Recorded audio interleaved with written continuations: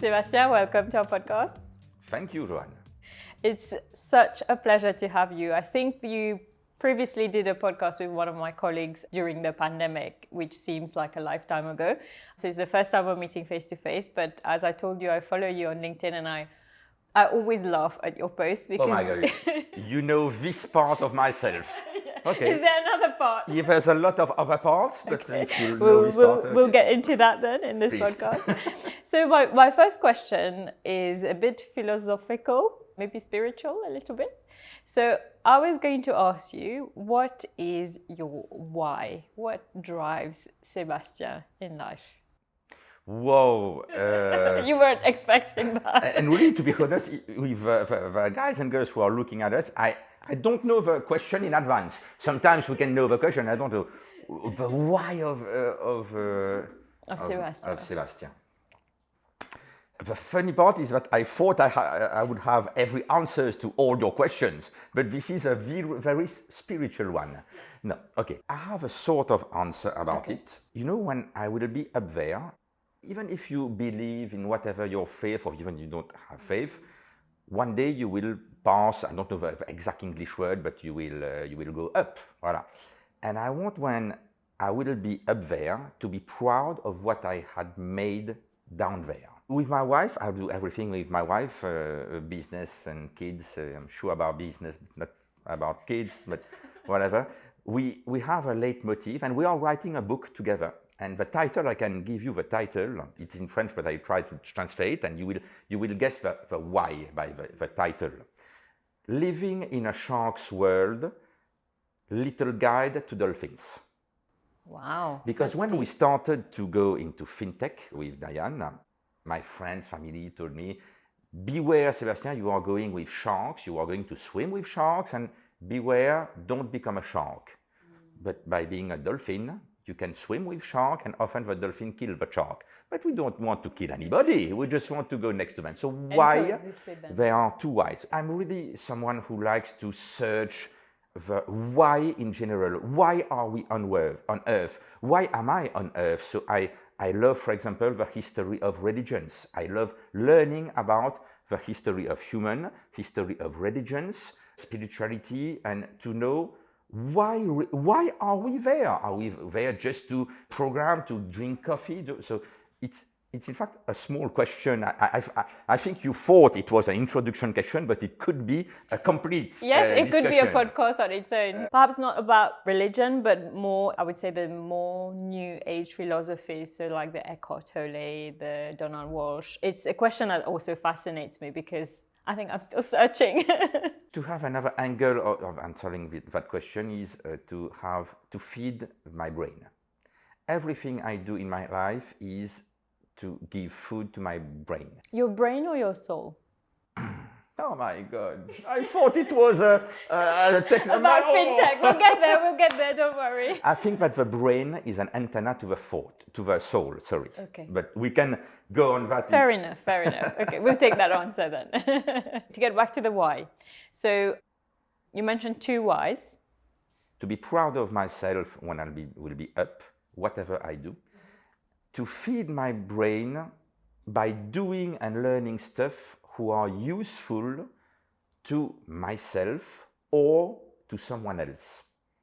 That's the why, and it has never been a why I have an internal reflection of why I am doing that. It's just since I'm a kid, I'm doing stuff natively, and it is just with a question like yours that when you ask me why, or perhaps because it's like that. So I'm not like this because, but I'm like this. You are. I am. And is it that why that inspired you and your wife?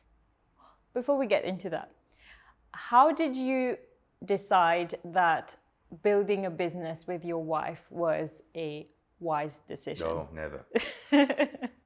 Therefore, we come to the history of building business. Our actual business is our fifth business, the fifth one. Oh, wow. I never planned nothing in my life. neither personally, neither professionally. Professionally, for example, a business plan. I never made a business plan in my life. I came back to Mauritius. We can go back afterwards if you want, but I came back in Mauritius just to work for myself. I had From your studies, or were you working I abroad? was working abroad in France for someone, and I decided to come back to just work for myself as a freelance. Had one client, two clients, three clients. Oh my God, I do not have enough time.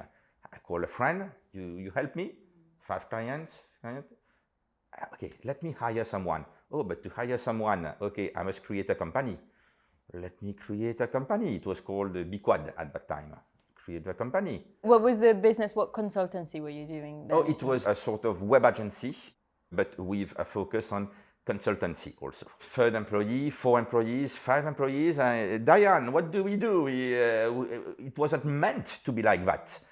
Nothing was meant. So the why didn't lead to the creation of the companies. It was naturally made. Till now, with MIPS, we never planned MIPS. It happened. I don't know exactly why. Perhaps it's a natural, you saw Matrix, the movie, perhaps. Neo is a natural happening in the Matrix. It is mathematically, it has led to Neo. I'm not Neo, nobody's Neo, but who I am naturally led to what is around me. It is not what is around me who created me. Well, I think so. You manifested it, some might say. Manifest, exactly. Neo is a mathematical manifestation of a matrix code. Thank you for the English word. Pleasure. No, I can see where you're going. So you said, so you created your first business, and now you're on your 5th business, which is MIPS, a very, I dare say, successful fintech company in Mauritius. So what was the why for MIPS? Did you identify a huge gap in the market? All of the 4 precedent companies, it was never one company, I stop, I make the other. In fact, the employees, part of the employees I have now with me at MIPS are the employees I had at Biquad 12 years ago. And every company absorbed the other, but not absorb, did not eat the other, but absorbed the philosophy, the technologies, the people, and we went wider, but not only wider, but on different paths by using the precedent company. I see. And the why of MIPS, it was not because I identified something. My story, in fact, a story of opportunity. A client had wanted to have an e-commerce website. It was a hotel. Mauritius was at its beginnings in e-commerce. Banks were proposing that, but they did not know how it worked. I worked with that in France, so naturally, I proposed the service in Biquad at that time. Then 1 client, 2 clients in e-commerce. Okay, we created a sort of module, then a department. Then the department became a company, MIPS, who absorbed the previous company. And naturally, even now in MIPS, we were known to be in e-commerce, credit cards in e-commerce only. Now we are in every digital means of payment, including payment apps like Juice, Pop, Mighty Money, Blink, but also in presential with machines, card machines and payment apps machines. We never planned that. We just saw that there was something cool to do, and we made it. So you mentioned at the beginning about the book that you're writing. Perhaps when the book is out, we could talk about that. But you mentioned the word dolphins that I found very interesting, and it's not unreasonable to see how that could happen in Mauritius, coexisting with sharks. Did you find that to be a challenge, being a dolphin in a sea of sharks? Yes. In fact, my wife and me, we made a promise each one to the other. If ever one or the other saw that the other was becoming a shark, a red flag must be triggered. In fact, it's not even a secret for anybody. Multiple times we thought about stopping everything in the business for many reasons, because there were people I did not want to see anymore. When you believe in energies, you can call it however, whatever you want. You can decide yourself to make apart people you don't want, that, you know, drains your energy, or people that you want to be with these people. And in That will feed you. Yes, we feed you with energy, yes. And in the new world of MIPS, I must be honest, I see too much people that drains my energy in a bad way. But I can, we found ways to found cope with it. Yeah. ways to cope with that. Multiple ways to cope with that. Being in the sort of a fintech industry in Mauritius, I think there are a few fintech companies, but I think it's fair to say you're one of the leading ones in Mauritius, particularly in the space that you're in, the payment space. Do you see that as a strength, and how do you envision MIPS? Do you envision MIPS evolving very significantly in the next? You said you never did a business plan. Do you have a 5-year vision? This is why I'm no more the boss at MIPS. Right. I hired a boss who is now officially my boss. Hello, Florent. He's officially my boss. So, what's your role then? I'm now the Chief Growth Officer. So I'm aside, but he's really my boss. Now that MIPS is becoming really not big, meaning a lot of people, but has a sort of, in French, aura in English, yes. Not sure. And we are, with humility, good at what we do. Mm-hmm. The funny stuff is that Florent, the guy who is now the CEO, when we hired him, he didn't know that he would be CEO, but we already knew that, Diana. But you tricked him, you did tell yes, him that. He entered as deputy CEO, and then one day he was named CEO. Ta-da! Because managing a company is a real work. You must have a real know-how to manage a company. I don't have this know-how. I am not a company manager. I don't know how to, I don't want to know neither how to manage people, how to manage figures, how to have a business plan, but we need people for when a company is evolving in those waters, it must be stable. And Florent is a guy that we found the right guy, because he's a genius in programming, in technical stuff, but he's also someone who is good at that, at managing a company. Mm-hmm. I'm not good at that. So I went back recently to try stuff, crazy stuff, and invent stuff, and this is what I like to do.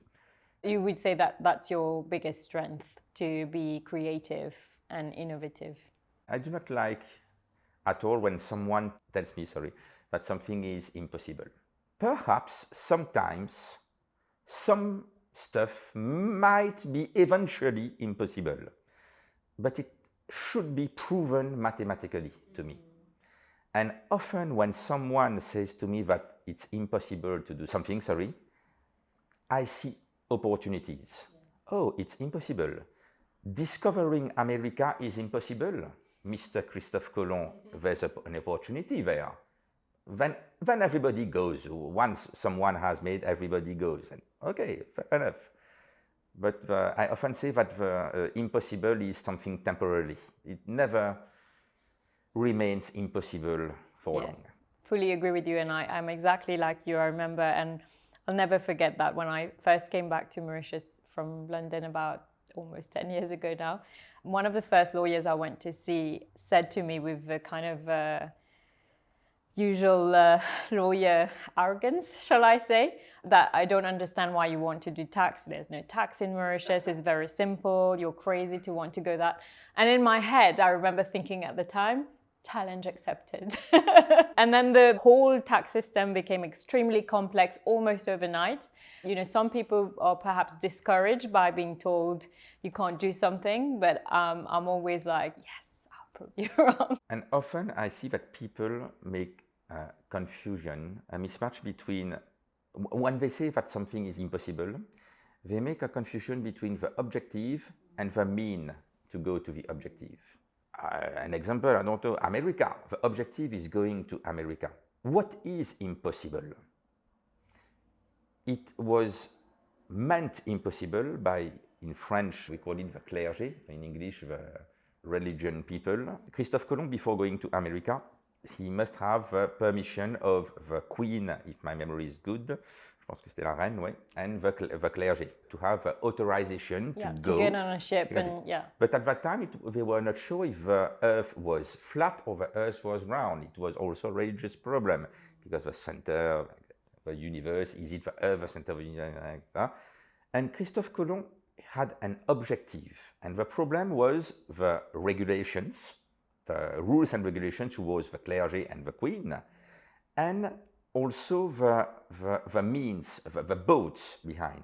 And the people who was telling him it's impossible to do that, so we won't give you the authorization to go, they were mixing everything. And often I see that in my life when there is an objective there. Perhaps the guy and my clients, I also often see that with my clients. How are you going to get there? Yes, and they think that they want an objective, but they are giving me their solution to their objective. No, you have an objective, let me find the solution to go there. You are trying to, or perhaps you want to go there, but there's a river and there's no bridge on it. Let me build your bridge, Let us either build the bridge or let us go there because there's a bridge there, guys. So let us go there. It's possible, we can do it by other means. And it's a matter of motivation also, I guess. Sure. Let's talk about some of the new things, the exciting new things that you're implementing these days. I know that you mentioned the instant delegated payment system. So sorry, it's a very technical term. You'll have to explain what it is, why it's important, why is it innovative, what opportunities does it hold for the... In fact, I will try to make it simple. In Mauritius, we have that's a great transition. We have a cool system that the Bank of Mauritius, the BOM, they gave us to Mauritians a tool, which is called now MOCAS, which is a set of rules, regulation, and technology. It's a concept, okay? Okay. The manifestation of this concept till recently was, paper QR codes you were seeing in boutiques and everywhere. And then you had bank who come, bank A, bank B, bank C, and everyone with his QR code. You were having QR codes everywhere. In fact, a good idea at the beginning was progressively becoming wrongly implemented.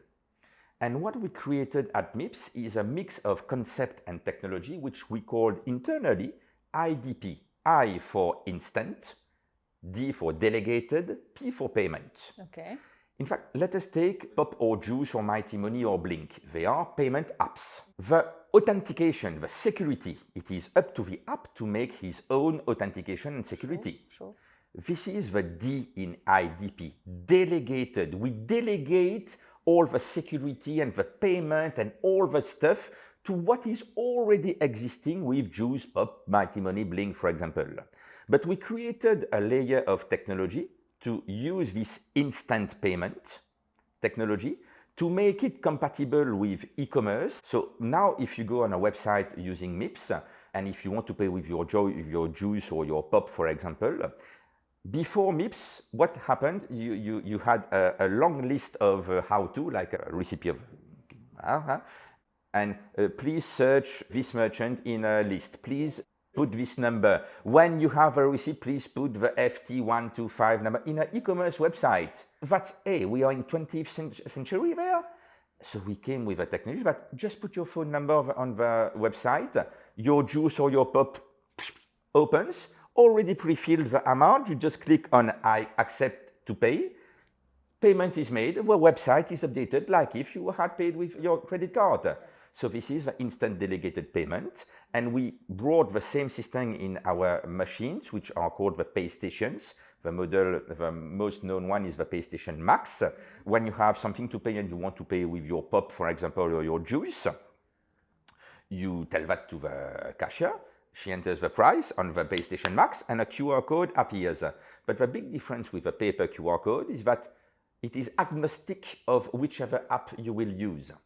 So you just scan, the amount is already pre-filled, the order number, everything is pre-filled, you just pay. And when it is paid on your phone, the Paystation says, payment success, thanks. It can talk also. Payment success, thanks. That's done. The cashier don't have to search for a receipt SMS, to have a proof that you have paid. Everything has been made simple, still based on the technology provided by the Bank of Mauritius, but just used the right way it should have been used since years, in fact. So I'm still just trying to comprehend the mechanics of it all. So I go to a shop, right? You're talking to an IT technology dummy here. Okay. So I'm going to a shop, I have my phone with me, right? I don't need my credit card, I presume. I have my phone with me. What do? I'm with MCB, so I open my Juice account and I scan the code. You scan the code that will appear on the Paystation. It's a machine with a screen. On your phone, there will be automatically the price, everything listed. Oh, wow. You don't have nothing to enter manually. So I don't have to put the amount. You can try it at Decathlon, Espace Maison, MUA. There's a lot of places, merchant that has this in Mauritius. The amount is pre-filled. You just pay on your phone. I just click pay. You click pay. And after some seconds, on the Paystation Max, it says payment success. That's all. So you authenticated yourself on your Juice with your fingerprint, your code, whatever. So it's entirely secured by MCB in this case. And that's all. And that's the funny stuff. So often when it is so simple. It is super simple, yeah. But it implies, Florent, our new CEO, I guess it's a quote he took from Léonard de Vinci, the simplicity is the ultimate sophistication. The more simple it is for you, often you don't realize the complexity behind. And wow, that's just that. Yes, that's just that. And because it's so simple, it lays on a lot of layers of technology, of concept, of procedures behind. I guess you've also spoken about the Paystation as well, but you also mentioned that you have a newer version is it a new version that you've recently launched this week? I guess that you are mentioning the Payplus of MCB. Yes. In fact, so what is it? The Payplus of MCB is a fork of a Paystation. In fact, it's a Paystation branded by MCB, right, which includes not only the payment agnostically that with Juice, Pop, Mighty, Blink, etc., but also the cards payment. You know, you can insert your card in it. So you put your PIN or tap your card. It's also compatible with a new means of payment like the wearables, you know, the smartwatch. You can pay it's not common in Mauritius, but we are ready with it. And the advantage for the merchant is that within the MIPS or MCB back office, in one back office, he has all the means of payment going through. All the means of payment meaning what? Admitting that it is a Decathlon, for example, who has e-commerce and a presential presence. On e-commerce, the accountant can see all the credit card, debit card payments, the Pop, Blink, Juice, Mighty Money payments that went through e-commerce within the back office, but also all the cashier who are in presential mode, all the cards, whatever bank it can be. Blink is for MTEL, for example, Pop is for Bank One, Juice, MCB, Mighty Money is Mauritius Telecom. Before that, you had to go in each different back office to see all your transactions. Now with that, all the presential and online transactions are reconciled within one and only back office and automated. Right. This is why also one reason, because we changed our baseline recently at MIPS. Previously it was payment connecting worlds. Mm-hmm. Now it is orchestrating payments. We are like a director into an orchestra. Connecting different actors together. Correct. And making them as players, as musicians in an orchestra, play at the good rhythm and the right level of sound. Perhaps this violinist is better than this one, but when we are playing a symphony, you must not play louder than your friend to show that you are better. It will be a cacophony. Our role is to organize everything so that, okay, banker or you regulator or you means of payment or whatever, you want to force and to be upfront. No, please accept to play with the correct rhythm and the correct sonority so that a good symphony goes out of all that. From what you've described, and correct me if I'm wrong, as a customer, nothing's changed for me through the Payplus. For you, it is simpler because before the Payplus, the cashier had to shout the amount to you. I see. If you understand the amount behind the post-COVID barriers, 1,245 cents. And then I have to repeat it. And you try to. Now, that's no more the case. Right. When you scan the QR code, the amount is pre-filled. You click, and something changed also for you and for the cashier, therefore for the merchant, is that the cashier before that had to receive a SMS on a Nokia Yes, 3310 yes. old phone. Yes. Where is the phone? Have I received? And then sometimes you have to Please wait. No, the machine tells you that the payment has been made. That's all. So that's from the customer's perspective. From the cashier's perspective, they have a different machine now? Or what's changed from their perspective? They have a machine which looks like a phone, in fact. It looks like a phone.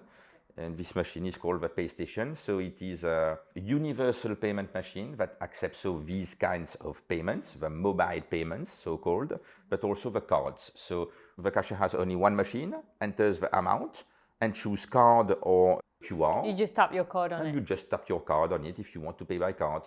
And moreover, it is also, in our world, there's a buzzword which is till integration. What is till integration? You have a till, which is often the computer, the till, and the POS, the payment machine. Yes. And before the Paystation Max, it costs millions to integrate, like in supermarkets, the till with the POS machine.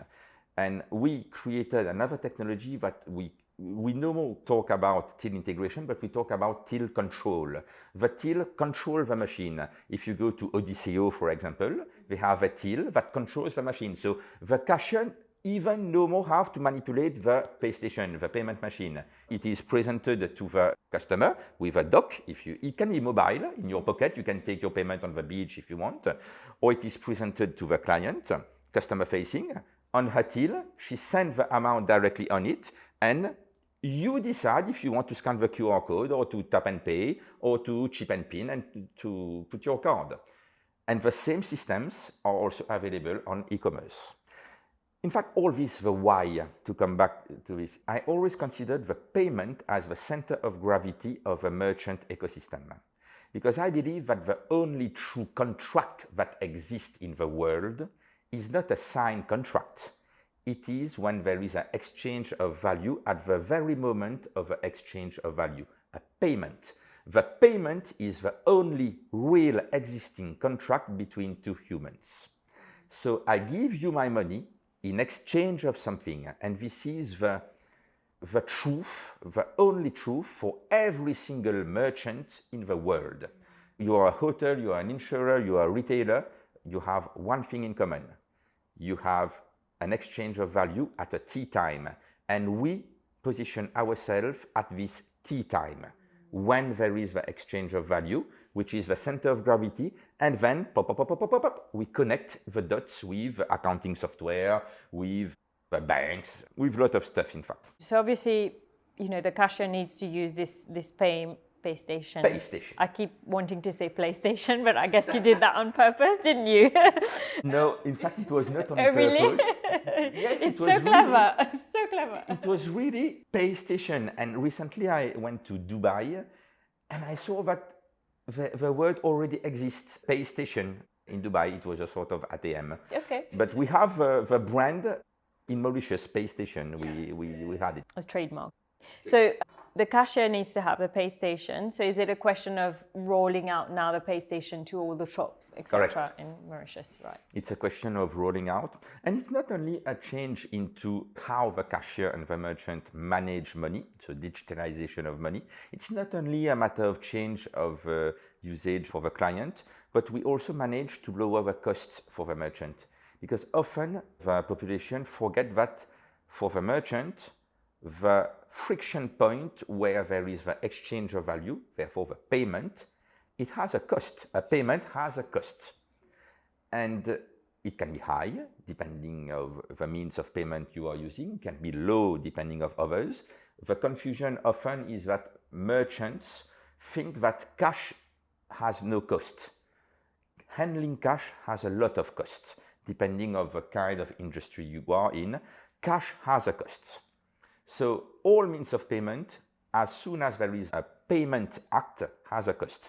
But my work, you must pay me and my wife and my family for me to eat. So everything has a cost, but one of our job is to manage with technology, with concepts, with brainstormings, to lower the costs of already existing cards or mobile payments, to lower them for the merchants. Therefore, meaning what? Either the merchant, instead of paying, I don't know, 2% by transaction something, he pays 1% and just fake figures, pays 1%. Perhaps he might lower down his price by 1%. I see. Perhaps he won't do, but perhaps he can have a better turnover and give a better salary to his employees. Perhaps he won't do, but therefore, whatever happens, this 1% discount will benefit to someone at the end of the day. Yes. The direct implication would be a lower down of costs. The indirect one would be higher salaries or re-injection into admitting it is a big company. Reinvestment into Investment. into it's other. better for the blood, money being the blood, I guess, of ecosystem. It's better to have a good circulation of blood in your body and do not bleed. You know, we less of a bleed. No, it's a good analogy, though. It's a good analogy. Talking about bleeding, there are, I think, still huge pockets, though, of society who don't even have access to that blood system. And I know one of your objectives is to go into the untapped marchand, as you probably would identify them. Oui. 80,000 of them. So what's the plan? If you're allowed to say what's the plan, of course. Oh, what's the plan? No, not the details of the plan. Not that I'm not allowed or not. We are still planning. But in fact, in Mauritius, you have approximately 80,000 untapped merchants. What is an untapped merchant? It is a merchant that accepts only cash. Well, one of our objectives is to address easily these merchants, because you don't forget that their customers might have either a mobile payment wallet on the phone or a debit card or a digital mean of payment, and they would like to pay like that. And more we're seeing that. I never have any Yes. cash. I always struggle whenever I have to go to the petrol station and they're like... And most of the time, the reason, the why of these the merchants I thought before being in this world, but no, that's not the main reason. The main reason is some of these merchants, obviously they don't want to declare everything, we must be honest. So They cash, don't want to pay taxes. Okay. Yeah. Can't do anything. You don't want to declare, it's your problem. I won't force you. The other kind of merchants is the merchant who would like, but the banks are not equipped to, at low cost, I see. Handle that, the volume. Yes. Yeah. There are approximately 15,000 digitally equipped merchants in Mauritius, among the biggest, because it costs money to the bank to equip these guys. And to have a return on investments for the banks, perhaps the cost by transaction might be 3, 4, 5%, 6, 7%. I don't know. It might be huge. And the merchant who sells, riz free, dal pourri, this kind of stuff, perhaps he can't afford in his price to have 5% discount. But it's because the traditional banks were not equipped either by procedures, either by technology, or as you want, to equip these merchants at low cost. We come with solutions to drastically and massively equip at low cost these kind of merchants. So now they can have, if the plumber who comes at your house, perhaps you don't have money on you and you want to make a legal payment to this plumber. And when a plumber asks you, oh, juice, you can juice me, and he gives you a phone number. Yes. I'm sorry, that's not a legal way to do things, because there's not that invoice. You don't know who you are paying. That's important. Perhaps you are paying a drug dealer. You don't know. You are just sending money to a phone number. But if a plumber comes with a Paystation in his pocket, it's an official payment. If you want to pay with juice, he shows you the QR code, the dynamic QR code. This is a legal commercial payment. You are not sending money. In fact, The way you were paying the plumber before that, it was called in our ecosystem peer-to-peer payment. When you want to send money to your grandma, to your... Right. Yes. So it's no different. As you said, it's just a mobile number and yes. yeah. But in the case of a plumber, I'm sorry, it is supposed to be a commercial exchange of a transaction. Therefore, it must be within the legal ecosystem. I understand. With the Paystation Max, you as a customer, you are assured that you are making a legal payment. And the plumber, if he wants to go in the legal way, as it is meant to be done, he can use the Paystation. So the solution then is for them to have, each of them to have a Paystation, basically. Is it as simple as that? It's as simple as that. It's a portable machine. It works with Wi-Fi or 3G. We can have a cost as low as 0.7%, including everything by transaction. 0.7. So that's not even 1%. It's not even 1%. This is our price, all inclusive. Voilà, with cards, it's a bit higher, but when talking about Juice, Pop, Mighty Money, Bling, this kind of stuff, we can begin as low as 0.7 for having everything convenient, digital, legal. Okay, we are not talking about 5% per transaction. And you don't even have to wait. I mean, I think with Juice, you do receive a text message, but as soon as it says transaction successful, you know it's gone through. It's not you're sending to a phone number and then I have to log on my account and then I need to check whether I've received it. Yeah. The problem with a plumber who asks this kind of stuff, he must wait for the SMS, and often there's discussion. No, I didn't receive, but yes, I sent you. No, I didn't receive. Here's the reference number and yeah. Moreover, physically, the money comes in average 15 seconds from account to an account. It's not the next working day or next free working day if it is another bank to another bank. It is a real-time 15 seconds money settlement. But this is, I didn't invent that. This is already what the Bank of Mauritius with MOCAS put as a basic, but we just leverage on it. You built on it. We built on it. Yeah. The merchant here, the plumber, he is assured to have his money in 15 seconds, and he has the proof that the payment has came in, and the customer has the proof that the payment has came in, and even we give to the plumber a back office that even if he doesn't have a laptop, with his phone, he can access to his back office and download all the payment he made today, this month, etc., and having a sort of accounting software within his phone through the MIPS back office. Amazing. Everything at 0.7 by transaction. Does he have to pay for the machine? Yes, he has to pay to the machine, but it is, if my memory is good, 6,000 rupees the machine, a one shot. Okay, it's less than a phone. Less than a phone. Okay, there's a one shot. Yeah. We don't make money of it. This is a cost price. Yeah. Okay, you pay the machine 6,000 rupees and then you enter into the Yesterday at the press conference, it was this week, there was an interesting statistic that MCB put into the press conference. I don't remember the exact figures, but les ordres de grandeur, they said that when they see that when a merchant is digitalizing himself, automatically his turnover goes up from, I don't remember the percentage, but it was from 30% to times 2, you know, the fact to digitalize yourself makes customers come to you.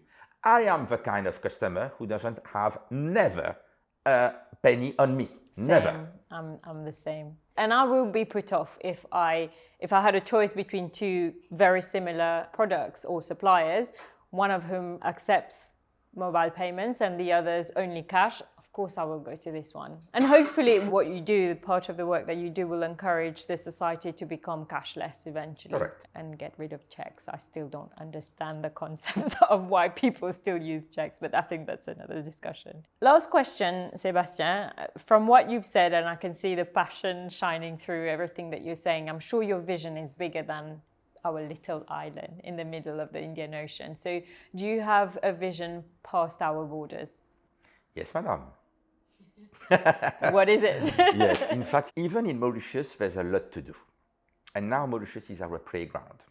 And yes, through MIPS Africa, so that's our trade name, we, under the coaching of our new CEO, Florent Masson, have a real big strategic plan for the 2 years to come towards Africa, but not only Africa, perhaps it will surprise you, but Europe. Yep, because we think that everything is done in Europe, and Europe, according to me, is far away from what it should be or it could be regarding payments, regarding instant payments. So everybody has eyes on Africa. We have one on Africa, but one on Europe also, not Asia. Interesting. So you've identified gaps in Europe that... Europe is really far away technologically regarding payments. Our Jews in Mauritius is a lot more developed than what they can have in internet banking in France, for example. Yes. Instant payment, the 15-second payment I was talking about. In France, you have your credit or debit card. They are not at that level of digital payment education. So there's a lot to do there. And Africa, I mean, you know, we view Africa sometimes as just one country, but obviously it's made into 52 countries. Do you think there are some regions where there are more opportunities than others, or are you kind of looking at it from a global perspective? I want to go into Africa. We are still making, like we always made, opportunities. In fact, even going to Africa, we are not going Africa just to go to Africa because it's trendy to go to Africa, because everybody wants to go to Africa. No, we just had Africa who called us. Banks in Africa called we little MIPS, humble MIPS. They heard what we made in Mauritius, they called us. I can't talk about it. No. Not yet. Okay, when your book is out, we'll talk about it. In some days, you will see something huge in Mauritius concerning something really large and that exists in every country. I'm very intrigued now. we already have opportunities in these countries to replicate what we made and that we will communicate in coming days, weeks in Mauritius. Maybe, but if by the time the podcast is launched, it's out, then I will add it in the post. You'll have to send me a link when it's official. Okay. Is it next week? Are you announcing next week? You can't say. I don't know the date of the podcast. 2 weeks. I guess that it would have been announced. Okay. Just remember to send me the press release. And you will fully understand when the meaning of what I say, that it exists in Mauritius, it exists in every country in the world. We made it here, and they heard about it there, and they already want it. What hope do you have for the future of your children? Because your kids are still quite small, and I would hope that you would want them to stay here. Yes, I want them to stay here. Okay, so what hope do you have? No, I don't want them to stay here. I want them to be happy. In fact, I will give you the truth, in fact. Okay. My wife wants our children to become surgeons. Oh, both of them? Both. I want them to become astronauts, to go on Mars. So when your question is to stay there in Mauritius, it's not only on Earth. I want them to go away from Earth. But we found a compromise. We will... Surgeons on Mars. Hey, they need surgeons there. Of course. But at the end of the day, they will decide not what they will do, but what they will be and what they are already. Because they are already existing. Yes. They will exist. Yes. And what they will be will shape their world around them. That's wonderful. Thank you so much, Sebastien. I had a lot of fun. Thank you.